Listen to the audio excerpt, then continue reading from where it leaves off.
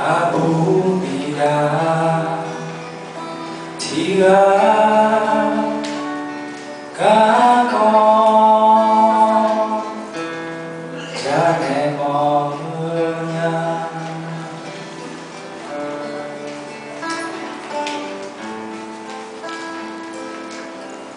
Cô chiếc khổ chưa lắm này Akhazam Khachibida Hàm sơ cái cỏ này theo trông vào này bột tháo này Akhazam đây là L giang hàm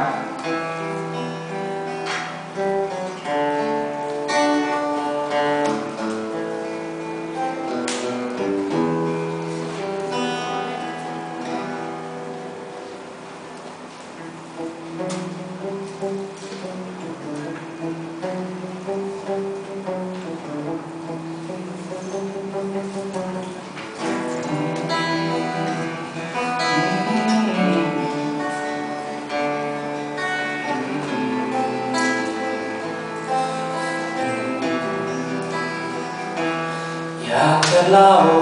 เรื่องราวเรื่องหนึ่งที่เกิดขึ้นกับสาวน้อย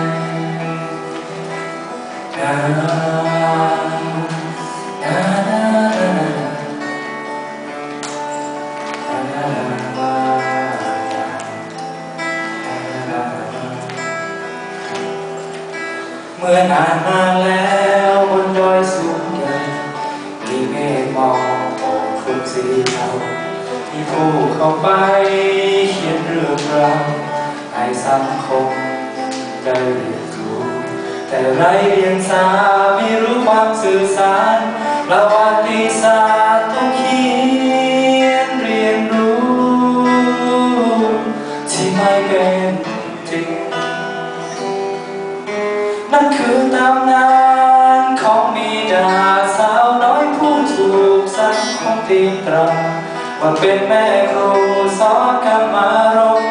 ให้เราบรรดาหนุ่มน้อยหนุ่มใหญ่ที่ลานสาวก่อนทุกคนประนามว่าชั่วช้าเพียงใดเลวสักเท่าไรก็ยังทนไว้มาวันนี้อยากอธิบายสิ่งที่ถูกผิดเป็นความจริงจะสร้างความบอบช้ำให้สาวน้อยมีได้ว่าความจริงนั้นมีด้านที่สอนกิเลสตัณหานั้นได้มีไปกาลาโชคือชิงช้าสวรรค์ไม่ใช่ที่มาก่อสาวมีดาที่คนเข้าใจคือหญิงสาวผู้ไร้ราคีไม่มีความชำนาญด้านกำมูกี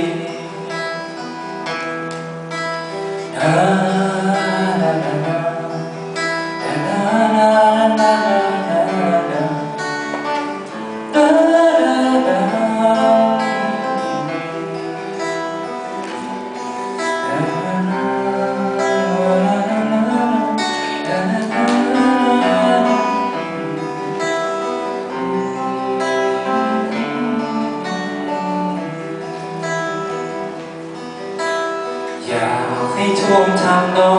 งที่เขาร้องนี้ช่วยกันสื่อวันนี้คือความจริงที่ฉันจะบอก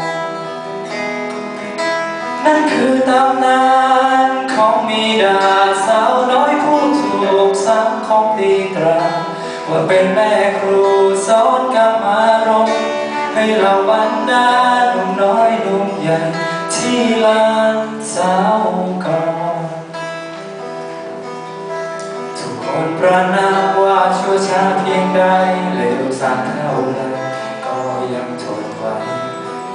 วันนี้อยากอธิบาย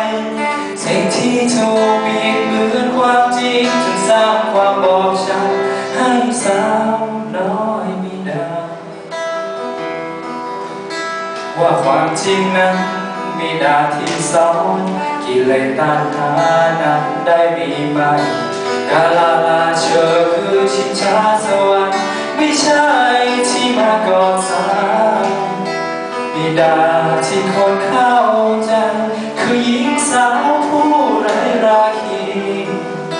ไม่มีความชำนาญด้านการโลกีไม่มีความชำนาญด้านการโลกีนี่คือความจริงที่ฉันจะบอกคือความจริงของคนอาฆาต